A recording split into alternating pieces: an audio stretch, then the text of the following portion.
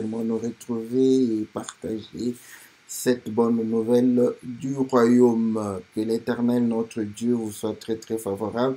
Que l'Éternel vous bénisse, que l'Éternel puisse vous accorder toutes les bonnes choses. Nous sommes dans la joie de pouvoir réellement élever le nom de notre Seigneur. Nous sommes dans la joie de pouvoir réellement glorifier le nom de notre Dieu. Que Dieu vous soit très favorable, que Dieu vous bénisse.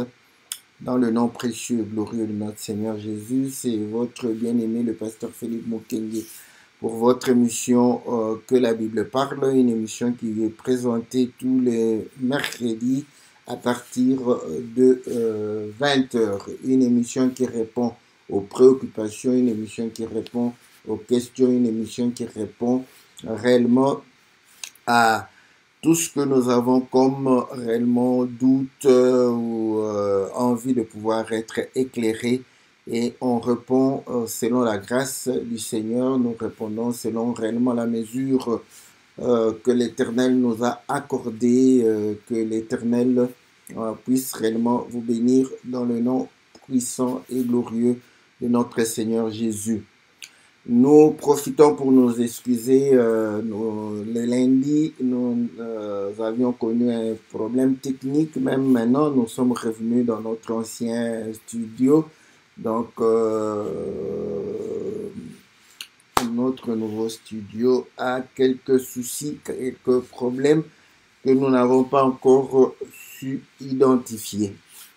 Donc, on a repris et nous croyons que l'Éternel pourra réellement nous faire grâce afin que nous puissions véritablement, n'est-ce pas, élever réellement le nom de notre Seigneur Jésus. Voilà, donc je vais voilà, vérifier donc que tout est OK, que le Seigneur vous soit très très favorable, que le Seigneur vous bénisse. Salutations à tous les bien-aimés, salutations à tous ceux qui sont fidèles à cette émission, salutations à tous ceux qui se retrouvent réellement en Afrique, en Amérique, en Océanie, en Asie, en Europe. Que le Seigneur vous soit très très favorable, que le Seigneur vous bénisse, que le Seigneur puisse vous accorder toutes les bonnes choses dans le nom puissant et glorieux de notre Seigneur Jésus. Nous saluons les frères et sœurs qui soutiennent cette émission par leur participation. Nous saluons les frères et les sœurs qui soutiennent aussi réellement au travers leurs finances. Que le Seigneur puisse réellement se souvenir, que le Seigneur puisse vous bénir, que le Seigneur puisse réellement répondre à toutes vos préoccupations dans le nom précieux et glorieux de notre Seigneur Jésus. Nous saluons notre sœur José Ilengo, que le Seigneur vous bénisse. Salutations à la sœur Francine, salutations à la sœur Liliana. Nous saluons notre sœur Pélagie, nous saluons la sœur Aurélie et le bien-aimé Farid, nous saluons le bien-aimé Jean-Didier, Jean-Marie, nous saluons le bien-aimé Peter, que le Seigneur vous soit très favorable. Nous saluons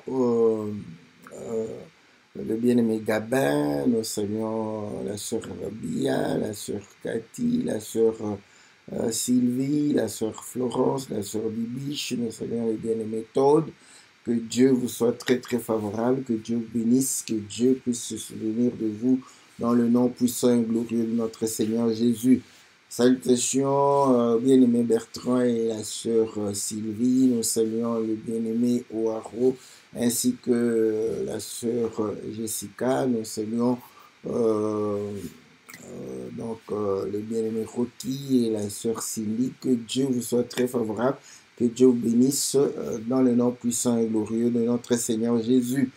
Nous sommes là pour pouvoir réellement répondre à vos préoccupations. Nous sommes là pour pouvoir réellement apporter la lumière. Nous bénissons une fois encore le bien-aimé Victor qui, en son temps, avait posé la question sur les 10 plaies de l'Égypte. Et là, nous sommes en train de pouvoir parler de chaque plaie afin de pouvoir tirer une instruction, afin de pouvoir tirer une correction, afin de pouvoir réellement tirer, n'est-ce pas, un enseignement qui va nous donner réellement la capacité de pouvoir être prompte à toute bonne œuvre.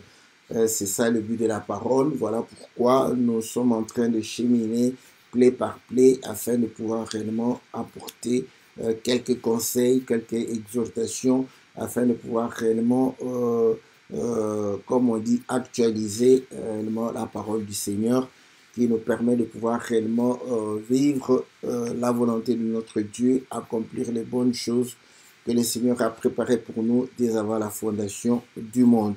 Voilà, sans plus tarder, nous allons pouvoir réellement lire les Écritures qui vont nous permettre de pouvoir réellement aborder cette quatrième plaie. Nous lisons dans le livre de Exode au chapitre 8. Exode chapitre 8. Nous allons lire dans le nom de notre Seigneur Jésus. Exode chapitre 8. Voilà, nous sommes au verset 16. L'Éternel dit à Moïse, lève-toi de bon matin et présente-toi devant Pharaon. Il sortira pour aller près de l'eau et tu lui diras ainsi par l'Éternel, laisse aller mon peuple, afin qu'il me serve.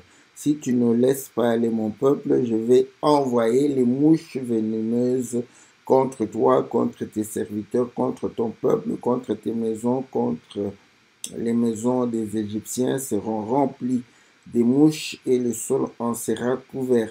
Mais en ce jour-là, je distinguerai le pays de Gozen où habite mon peuple, et là il n'y aura point de mouches, afin que tu saches que moi, l'Éternel, je suis au milieu de ce pays. J'établirai une distinction entre mon peuple et ton peuple. Ce signe sera pour demain. L'Éternel fit ainsi. Il vint une quantité de mouches venimeuses dans la maison de Pharaon et de ses serviteurs, et tout le pays d'Égypte fut dévasté par les mouches.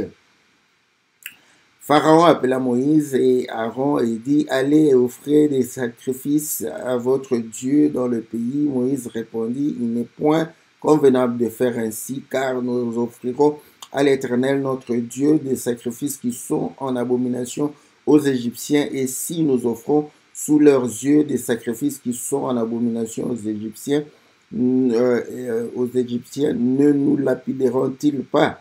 Nous ferons 3 journées de marche dans le désert et nous offrirons des sacrifices à l'Éternel notre Dieu selon qu'il nous dira. Pharaon dit, je vous laisserai aller pour offrir à l'Éternel votre Dieu des sacrifices dans le désert. Seulement, vous ne vous éloignerez pas en y allant. Priez pour moi. Moïse répondit, je vais sortir de chez toi et je prierai l'Éternel. Demain, les mouches s'éloigneront de Pharaon, de ses serviteurs, de son peuple, mais que Pharaon ne trompe plus en refusant de laisser aller le peuple pour offrir des sacrifices à l'Éternel. Moïse sortit de chez Pharaon et il pria l'Éternel. L'Éternel fit ce que demandait Moïse et les mouches s'éloignèrent de Pharaon, de ses serviteurs, de son peuple. Il n'en resta pas une, mais Pharaon, cette fois-ci encore, endurcit son cœur et il ne laissa point aller le peuple. Voilà le récit, n'est-ce pas, de la quatrième plaie où Pharaon va pouvoir réellement refuser d'obéir, refuser de pouvoir réellement aller le peuple pour pouvoir aller adorer. Écoutez. Quand on parlait du fait que c'était de bon matin que Pharaon allait dans le fleuve, donc voilà, il y a encore une écriture ici. Quand j'abordais la première plaie, je suis allé même ailleurs, et pourtant le récit montre que le matin, Pharaon s'est levé et est allé dans le fleuve pour pouvoir réellement peut-être se laver,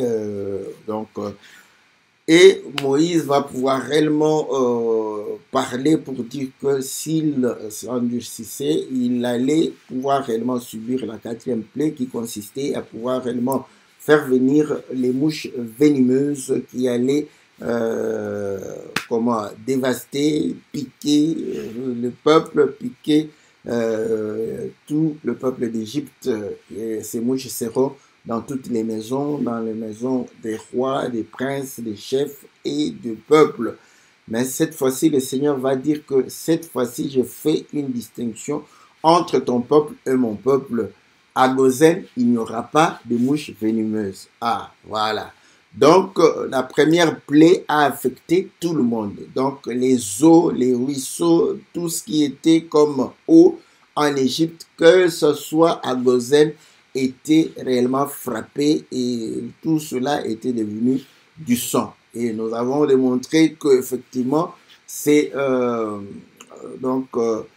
l'humain, c'est-à-dire ce qui est humain, ce qui donne à l'homme son humanité, n'est-ce pas, son intelligence, ses capacités, tout ce qui fait de l'homme qu'il puisse évoluer, n'est-ce pas, dans un environnement. Donc, tout cela, n'est-ce pas, a été symbolisé par le fleuve, parce que c'est le fleuve qui donnait la richesse, n'est-ce pas, de l'Égypte. Et c'est le fleuve qui rendait l'Égypte comme le jardin de l'Éternel. Donc, on comprend que c'est le fleuve qui faisait pousser tout ce qui pouvait réellement sortir de la terre de l'Égypte.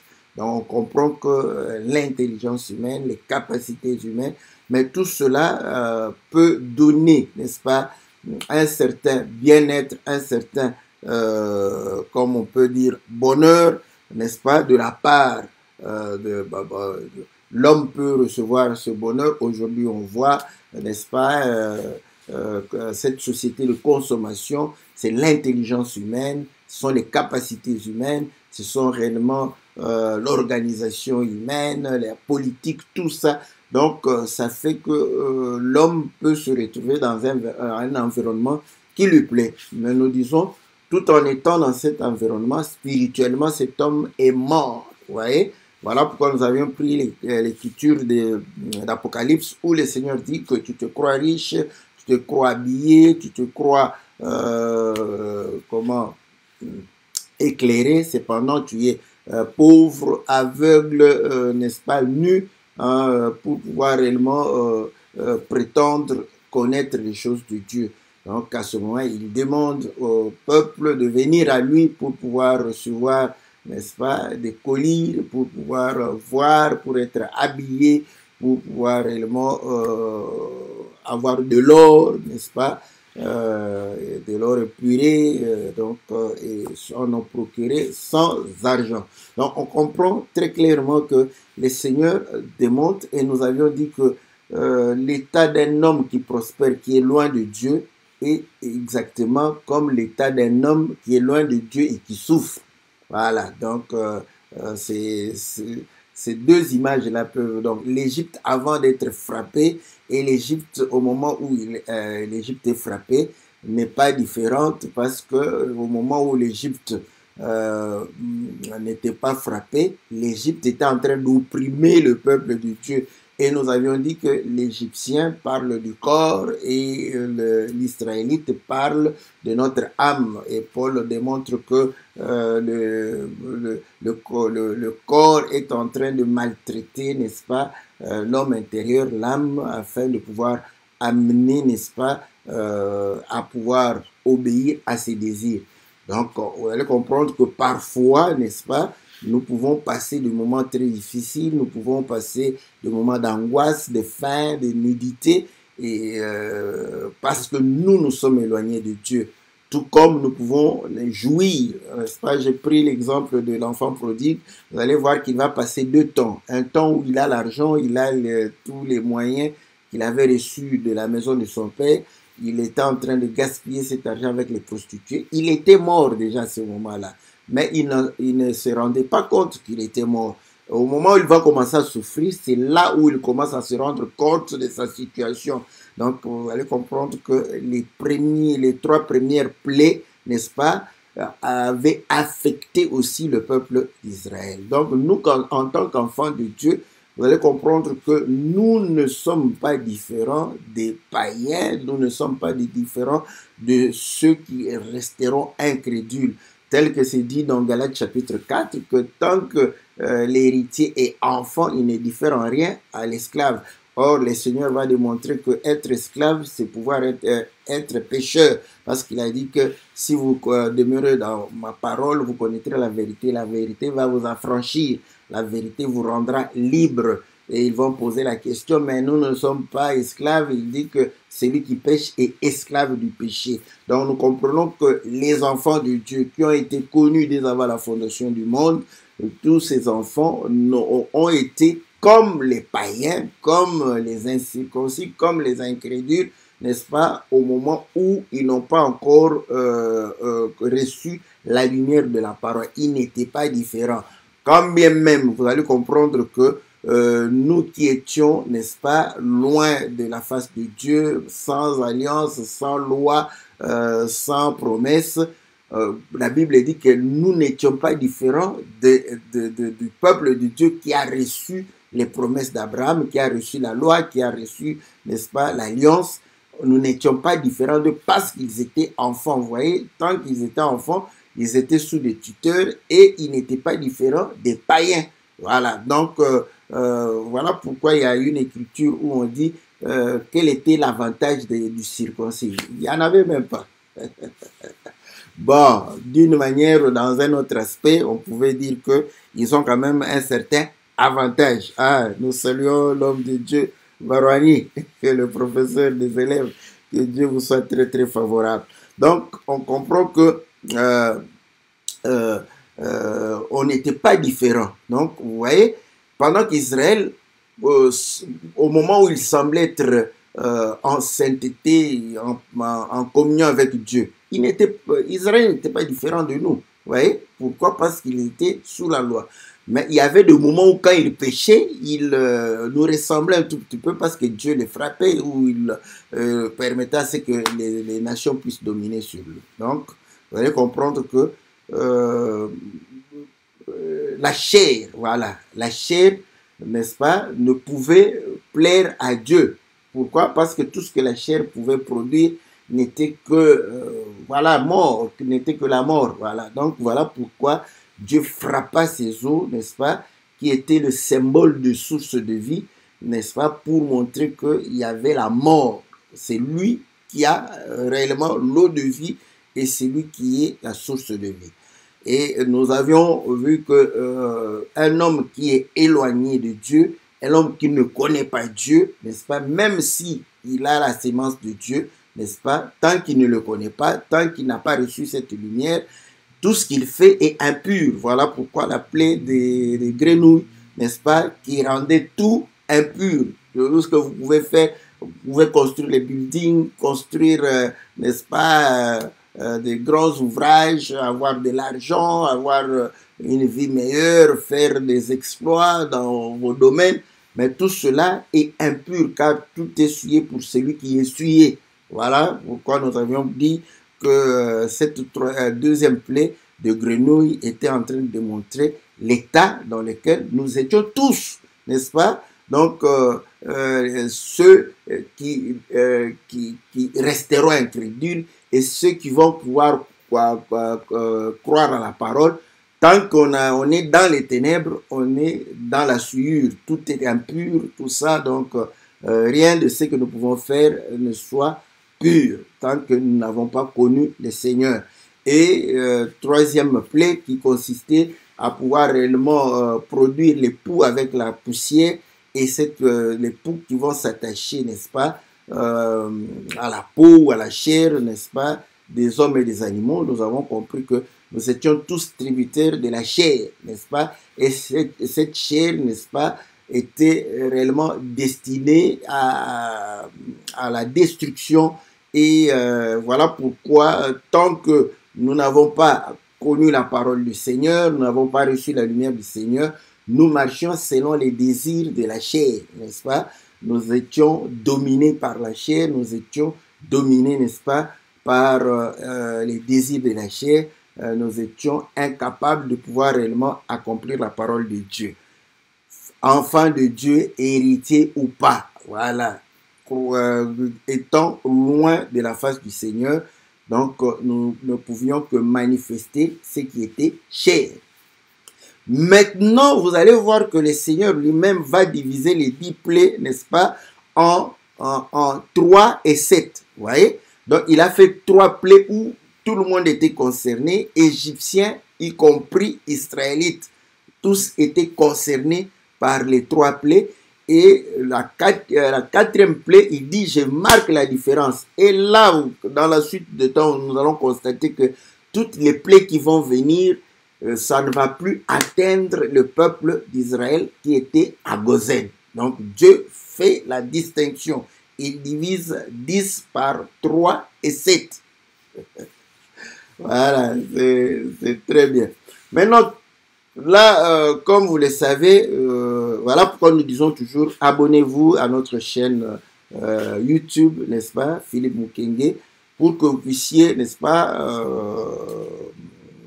suivre des enseignements, suivre des cantiques, suivre, n'est-ce pas,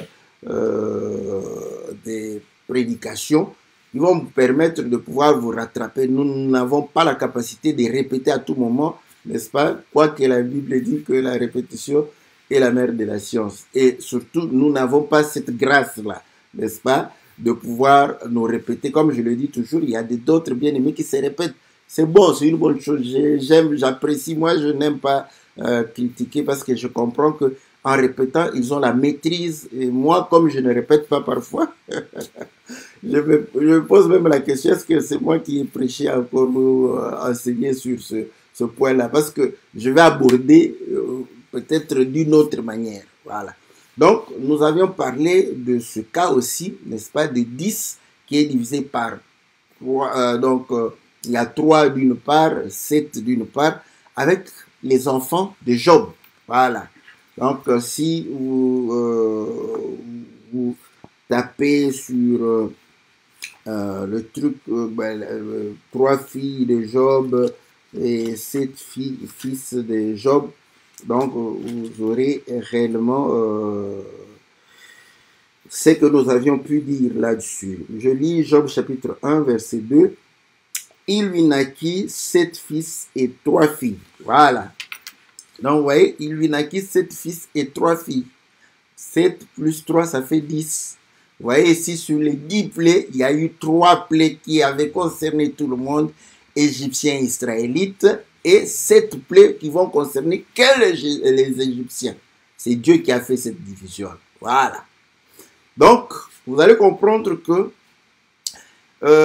nous avions dit de manière générale que le Seigneur, lorsqu'il vient frapper l'Égypte, c'est comme les douleurs d'enfantement, c'est afin que l'Égypte puisse enfanter, n'est-ce pas, Israël, parce que c'est l'Égypte qui a enfanté Israël. Voilà pourquoi il a fallu, n'est-ce pas, qu'il sorte de l'Égypte par les eaux. Là, c'est bon. Vous voyez, les eaux de la mer Rouge. Donc, vous allez comprendre que c'était vraiment ce symbole-là où Dieu était en train de couper le cordon ombilical afin de pouvoir permettre à Israël, n'est-ce pas, de pouvoir sortir d'Égypte. Donc, c'est comme l'enfant qui sort du ventre de sa mère, n'est-ce pas? C'est de la même manière quand on parle de sortir. Donc, vous allez comprendre que là, on comprend très clairement que tout ça, c'est pour sortir quelqu'un du monde, l'Égypte étant le symbole du monde. Donc, Dieu fait toutes ces plaies afin de pouvoir sortir, n'est-ce pas, l'homme du monde, te séparer du monde, afin de pouvoir réellement te séparer des ténèbres, de tout ce qui est lié, du péché, des souillures, de tout, des traditions, voilà, la culture, tout ce qui est mœurs du monde, afin que tu puisses le servir, n'est-ce pas? C'est ça ce que nous avions dit dans l'ensemble. Et là, vous allez comprendre que pendant les 3 premières plaies, comme nous disons, vous voyez, 3 filles, n'est-ce pas, on peut, c'est la fille qui va ressembler à sa mère, telle fille, telle mère, telle fille. Vous voyez? Donc, vous allez comprendre que la femme est la chair de l'homme. Voilà. Voici cette fois-ci os de mes os, chair de ma chair. C'est la chair. Et lorsque nous allons avec le Seigneur, vous allez comprendre que nous sommes le corps du Seigneur. Et le Seigneur est qui pour nous?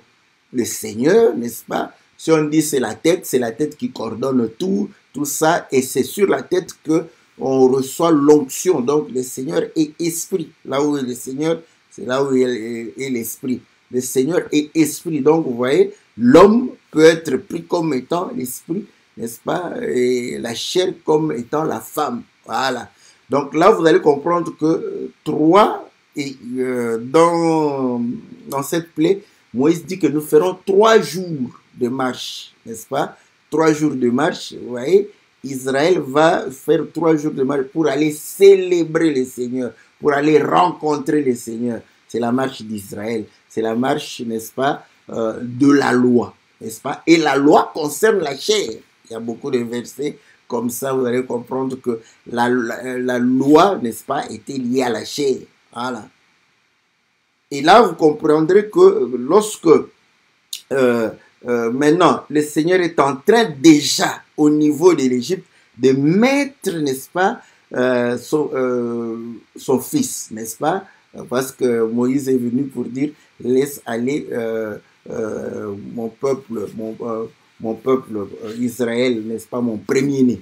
Donc, son fils, il est en train de les séparer déjà au sein, n'est-ce pas, dans les seins, n'est-ce pas, dans les seins, n'est-ce pas, de l'Égypte. Donc, on comprend très clairement que, n'est-ce pas, Pharaon, n'est-ce pas, va pouvoir subir, n'est-ce pas, les frappes afin de pouvoir laisser le peuple s'en aller. Mais vous allez comprendre que 3, tout le monde était concerné, et 7, n'est-ce pas, ça permettrait, n'est-ce pas, à Israël de pouvoir réellement sortir. Déjà, quatrième plaie, première plaie de distinction, n'est-ce pas, de séparation. Vous voyez, quand Dieu distingue, Dieu sépare. On rentre au commencement, Genèse chapitre 1, Dieu dit que la lumière soit, la lumière fut, et il vit que la lumière était bonne. Dieu sépara la lumière avec les ténèbres. Vous voyez? Donc, la marche commence par là. Vous voyez? L'œuvre de Dieu est en train de pouvoir réellement commencer pour réellement manifester ses œuvres dans la lumière. Parce que Dieu a toujours travaillé dans la lumière, d'où il manifeste ses œuvres dans la lumière. Et ça commence par cette quatrième plaie. Bon, vous savez que les docteurs peuvent aborder beaucoup de choses là-dessus, mais nous allons pouvoir aller assez rapidement pour démontrer qu'effectivement, à ce moment-là, le peuple commence à être distingué, n'est-ce pas, de l'Égypte. Donc, c'est déjà le début de la séparation. Voilà. Donc, ça va faire 7, n'est-ce pas, 7 fois. Donc, ça démontre la marche de 7 jours pour nous séparer complètement, n'est-ce pas, du monde des ténèbres, des souillures du péché. La marche de 7 jours. Et quand nous rentrons, Dieu va faire sa marche, n'est-ce pas, pour manifester la perfection. Voilà. Nous sommes dans cette marche aussi pour que nous puissions atteindre la stature parfaite. Voilà. Donc, on peut prendre ces choses dans ce sens-là de notre marche, tout comme de notre séparation avec le monde. Écoutez, vous allez voir que là, Dieu va envoyer les mouches venimeuses, donc qui ont but de piquer. Et lorsque ça pique, ça doit faire mal, n'est-ce pas? Voilà pourquoi dans le livre de Psaume 78, 78 pour nos amis français, Donc, qu'est-ce que Somme dit? Nous sommes au verset, c'est un verset que j'avais lu, voilà, au verset, je commence au verset 44. Ils changea leur fleuve en sang, ils ne purent en boire les eaux, voilà. Il envoya contre eux des mouches venimeuses qui les dévorèrent, voilà. Donc c'est pour les dévorer, c'est pour les piquer, voilà. Bon, je prends l'image d'Apocalypse parce que je trouve que c'est une image qui reflète la pensée que je veux transmettre, n'est-ce pas? Donc, dans le livre d'Apocalypse, au chapitre, voilà, chapitre 9, voilà, au chapitre 9, verset 3, il est dit ceci: de la fumée sortirent des sauterelles qui se répandirent sur la terre, et il leur fut donné un pouvoir comme le pouvoir qu'ont les scorpions de la terre. Il leur fut dit de ne point faire de mal à l'herbe de la terre, ni à aucune verdure, ni à aucun arbre, mais seulement aux hommes qui n'avaient pas le sceau de Dieu sur leur front. Il leur fut donné non de les tuer, mais de les tourmenter pendant 5 mois.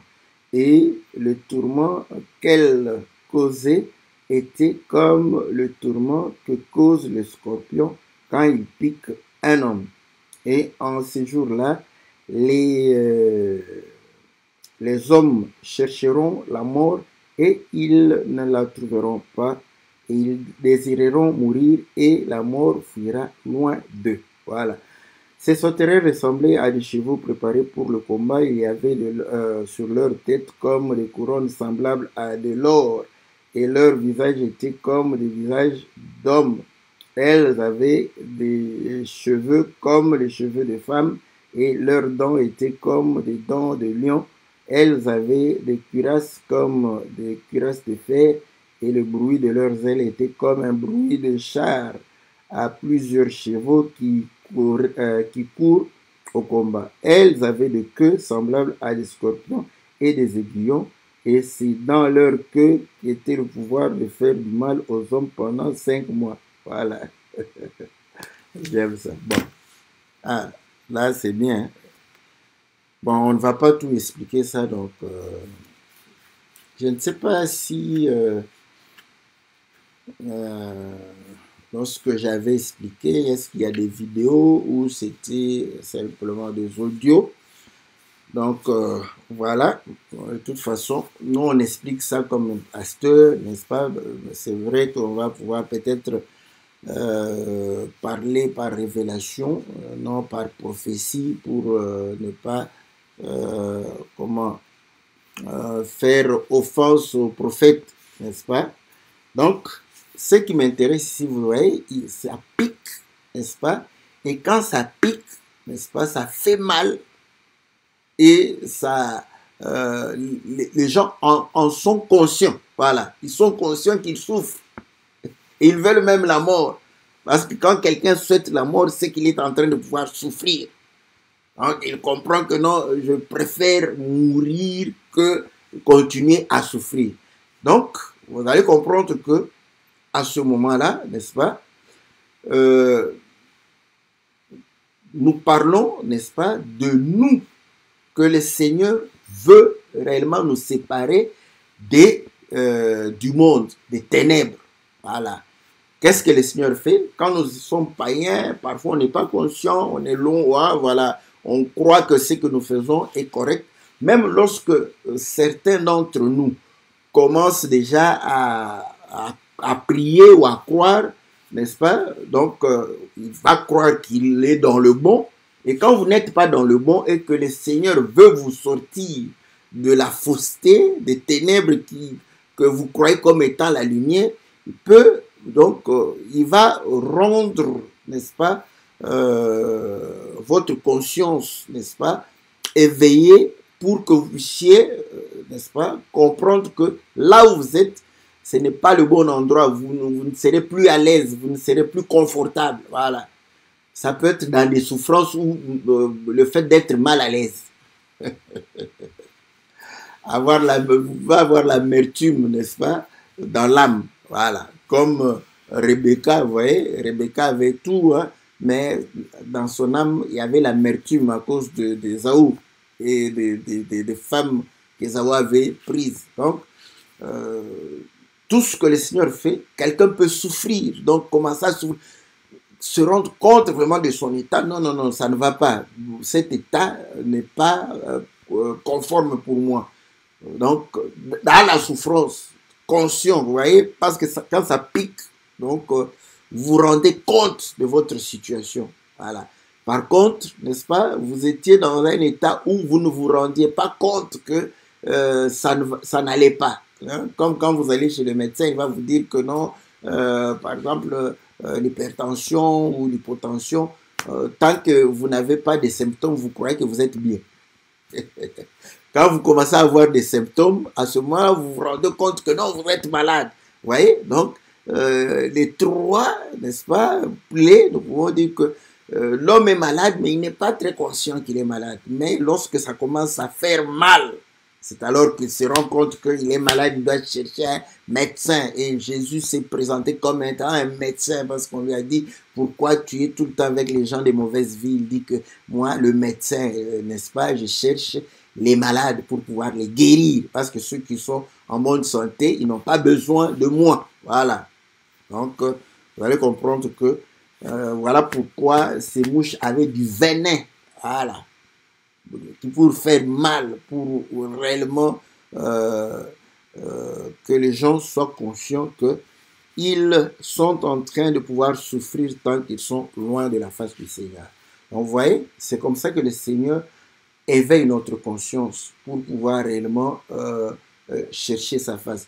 Et de manière générale, vous allez voir que Israël était en train de souffrir. Vous voyez, quand Israël est allé en Égypte, quand il ne souffrait pas, il n'était pas en train d'invoquer le Dieu d'Abraham, d'Isaac et de Jacob. C'est lorsqu'il va commencer à pouvoir souffrir, c'est alors qu'il va crier vers l'Éternel. Voilà. Voilà pourquoi le Seigneur dit que j'ai entendu, n'est-ce pas, le cri que font pousser tes oppresseurs. J'ai vu ta souffrance. Voilà. Donc quand on souffre, on crie. Quand on souffre, on invoque. Voilà. Donc, on comprend que Dieu, n'est-ce pas, commence à mettre la conscience. Je reprends l'exemple de l'enfant prodigue. Vous voyez, quand il a commencé à souffrir, il est devenu conscient de sa situation. Quand il avait encore les prostituées à côté de lui, il ne se rendait pas compte qu'il était déjà mort. Vous voyez? Mais comme il ne souffrait pas encore, comme il tirait un certain plaisir, il croyait vivre. Et pourtant, il était déjà mort. C'est comme ça que les païens croient vivre, mais ils sont morts. Si Dieu veut les ramener, il va pouvoir réellement les piquer, n'est-ce pas? Envoyer les mouches venimeuses pour les piquer. À ce moment, ils vont se rendre compte que non, ils ne doivent pas être dans cette situation d'être loin de la face du Seigneur. Ils vont chercher la face du Seigneur. Voilà pourquoi Moïse dit que nous devons aller. Et Pharaon répond. Comme Pharaon, vous pouvez le faire. Il accepte qu'on adore Dieu. Vous voyez, quand on est encore païen et qu'on se rend compte que ça ne va pas, donc là on a l'amertume, la souffrance, tout ça, on va commencer à chercher à invoquer le nom du Seigneur. On va commencer à prier Dieu. Mais vous priez Dieu où? Vous priez Dieu en Égypte. Et Moïse répond que c'est une abomination.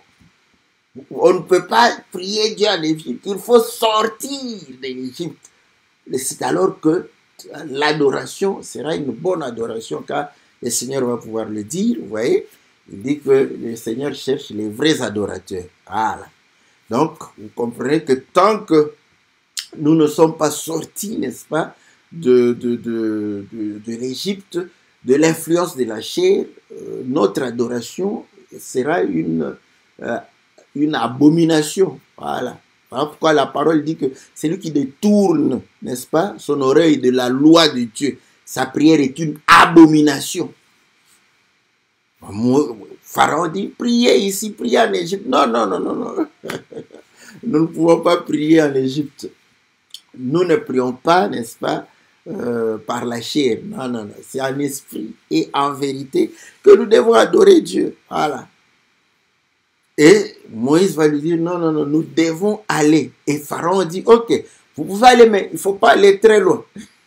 Vous voyez, il ne faut pas aller très loin comme ça. Je vais vous ramener facilement ici.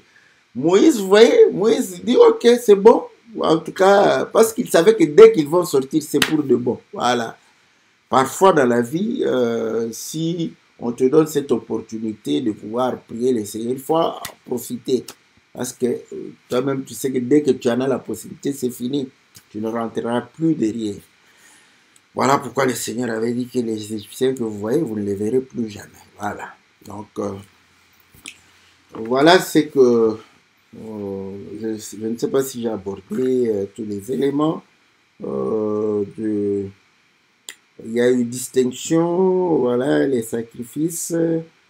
Et voilà, donc nous avons touché les éléments qui puissent démontrer effectivement que lorsque nous voulons servir le Seigneur, nous devons véritablement sortir du monde pour aller servir le Seigneur. Il ne faut pas être mondain et prier. Vous voyez, aujourd'hui, c'est la cacophonie. Il y a des gens purement mondains. Il est mondain, charnel. Mais quand il commence à prier Dieu, tu vas croire que non, il est monté au 3e ciel. Mais c'est un païen. Pourquoi? C'est quelqu'un qui a été piqué par les mouches venimeuses et il est conscient que non, il doit invoquer le nom du Seigneur. Il va le garder de ces mouches, mais il ne veut pas quitter l'Égypte. Il ne veut pas quitter l'Égypte. Donc, à ce moment, tu dois déjà aller à Goshen. Hein? Voilà. Donc, voilà un peu ce que nous pouvons, n'est-ce pas, tirer n'est-ce pas, de cette 4e plaie, n'est-ce pas, des mouches venimeuses, n'est-ce pas, des mouches des mouches qui ont réellement apporté la souffrance et éveillé, n'est-ce pas, la conscience de pouvoir réellement servir le Seigneur. C'est pas aussi mauvais. Quand tu souffres, n'est-ce pas, la Bible le dit, que celui qui souffre prie. Implore, n'est-ce pas, la miséricorde du Seigneur. Voilà. C'est lui qui est dans la joie, qu'il chante. Voilà. Donc, c'est normal, c'est tout à fait normal quand tu es dans la souffrance et que tu es conscient qu'il n'y a que Dieu qui peut t'aider. Cherche la face de Dieu et tu le trouveras. Si réellement ton cœur est aussi sincère. Voilà, bien-aimés dans le Seigneur, ce que nous pouvions dire. Donc, nous sommes rentrés dans notre studio, notre vieux studio. Donc, on espère bien que d'ici la semaine prochaine, nous allons retrouver notre nouveau studio. Voilà. Parce que dans la vie, il faut toujours avancer. Donc, quand on avance, on préfère aller toujours de l'avant. Donc, voilà. Que le Seigneur vous soit très, très favorable. Que le Seigneur vous bénisse. Que le Seigneur puisse accorder à chacun, n'est-ce pas, tout ce dont il a besoin. Que Dieu puisse vous donner réellement tout ce qui est favorable à votre épanouissement. On se retrouve lundi, n'est-ce pas? Bon, si nous ne parvenons pas à trouver qu'est-ce qui ne va pas de l'autre côté, on va trouver ce même cadre, n'est-ce pas? Sinon, voilà, prions pour que nous puissions trouver des solutions et savoir qu'est-ce qui n'allait pas et qui puisse réellement bloquer, n'est-ce pas, le fait de pouvoir utiliser, n'est-ce pas, du nouveau matériel. Que Dieu vous bénisse, que Dieu vous soit très favorable. Dans le nom puissant et glorieux de notre Seigneur Jésus. Amen.